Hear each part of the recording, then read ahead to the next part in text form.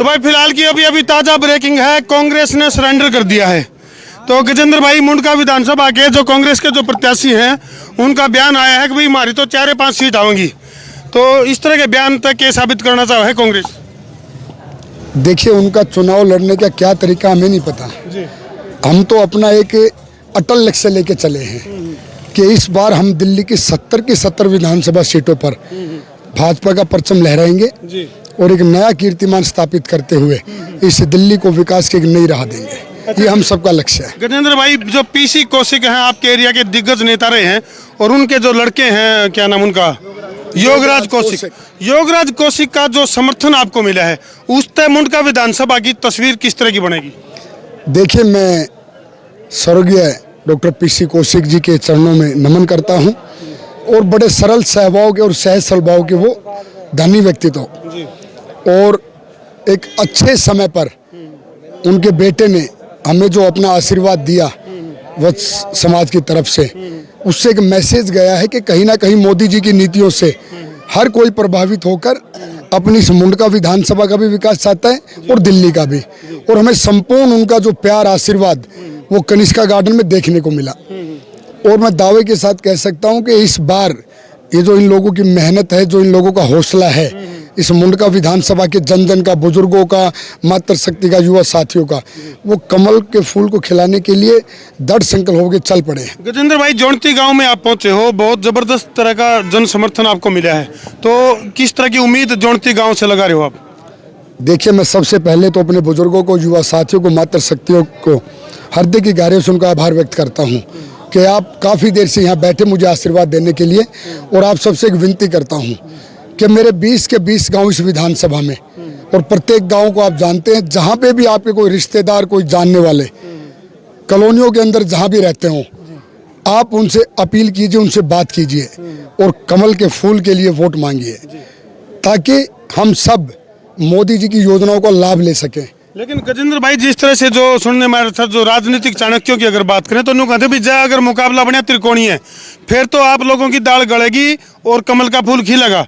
लेकिन मुकाबला यदि दो तरह से मतलब आमने सामने आम आदमी पार्टी के साथ भाजपा का टकराव हो तो कितने कितने भारतीय जनता पार्टी की मुश्किलें बढ़ सके हैं। तो क्या लगा आपने, जिस तरह से सरेंडर का जो दौर चल पड़ा है, कांग्रेस के जो प्रत्याशी जैसे लाकड़ा जी की बात करें तो उन्होंने सरेंडर कर दिया, 4-5 सीट खुद ही बता रहे हैं, तो इस तरह से सरेंडर की प्रक्रिया दिख रही है। देखिए, इस मुंडका विधानसभा पर हमें नहीं लगता कि भारतीय जनता पार्टी किसी से मुकाबला है, क्योंकि लोगों के अंदर एक आक्रोश है। इन्होंने पिछले 10 साल से जो कोई खंडर बना दिया कूड़े का और जगह जगह पानी भरना, तो लोगों ने एक मन बना लिया कि इन लोगों को बिल्कुल नकारना है। और मुझे तो लगता है कि ये लोग एक परचम लहर इस विधानसभा के अंदर, एक ऐतिहासिक जीत हम सबके सामने आएगी। और हमारा मुकाबला, हम कभी भी भारतीय जनता पार्टी की कैंडिडेट अपने आप को ज़्यादा महत्वाकांक्षी या एक्स्ट्रा और नहीं समझते। हम सब जमीनी स्तर पर काम करने वाले कार्यकर्ता हैं और हम सभी सारे कार्यकर्ता संगठन काम कर रहे हैं। और हम अपना मुकाबला इस दिल्ली के विकास के साथ, इस दिल्ली के विकास के लिए कर रहे हैं। हमारा मुकाबला किससे है किससे नहीं हमें नहीं पता, लेकिन हम अपना लक्ष्य जो है वो अटल लेके चल रहे हैं। गजेंद्र भाई, भीतर की विधानसभा सीटों की बात करें तो अलग सिनेरियो है, और दिल्ली देहात की अगर मैं बात करूं तो यहाँ 2 तरह की चुनौतियां आप लोगों के लिए है। यहाँ देहाती क्षेत्र भी है और शहरी क्षेत्र भी है, तो उसमें अलग अलग एंगल से आपको सोचना पड़ेगा कि भाई दिल्ली देहात के लिए आपने क्या करना है, या कस्बे या फिर जो सिटी है उसके लिए किस तरह का तस्वीरें रहेंगी। तो दिल्ली देहात के लिए अलग से क्या मतलब इरादा लेके चल रहे हो? देखिए, मेरी इस मुंडका विधानसभा के अंदर 20 गांव और 60 कॉलोनियाँ हैं, और कॉलोनियाँ भी वो हैं जो हमारे गांव के अस्तित्व के साथ जुड़ी हुई हैं। तो वो कॉलोनियों में रहने वाले भी हरियाणा के लोग या यूपी के लोग, उत्तराखंड के लोग, मतलब एक मिनी भारत जिसको हम कहते हैं, वो मिनी भारत कहीं ना कहीं इस मुंडका विधानसभा पे भी है। और सभी का लगभग मुझे जो समस्या का जो मूल जो दिखता है, वो सबसे बड़ी समस्या पानी की निकासी की और रोडों की व्यवस्था करना, ये 2 समस्या तो मूलभूत है। और एक सबसे बड़ी समस्या घेवरा रेलवे लाइन के ऊपर फ्लाईओवर बनना।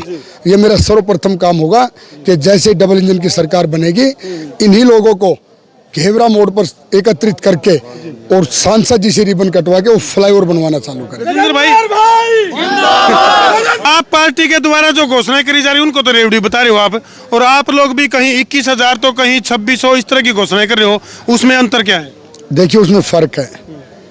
हम सम्मान राशि दे रहे हैं और केंद्र सरकार में मोदी जी भारतवर्ष के अनेक राज्यों में दे भी रहे हैं, और ये लोग सिर्फ दिल्ली के लोगों को, क्योंकि इन्होंने पंजाब की सत्ता हथियाई, महिलाओं को ये कहकर के हम आपको पेंशन देंगे 1000 रुपए। आज 3 साल हो गए सत्ता में आए हुए, उस मातृ शक्ति को कोई पेंशन नहीं मिली है। इसलिए इनके करने में और कथनी में फर्क है।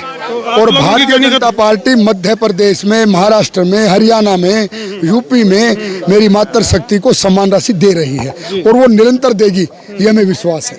चलो बहुत बहुत धन्यवाद जी। तो भाई जोंटी गांव में जबरदस्त तरीके का स्वागत जो है गजेंद्र दराल का कराया गया है। फिलहाल ये जो तस्वीरें हैं और साथ के साथ हम देखने लग रहे हो किस तरह से जोंटी गांव में पहुंचने पे भारतीय जनता पार्टी के जो प्रत्याशी हैं उनका जबरदस्त तरीके से स्वागत आड़ कराया गया है।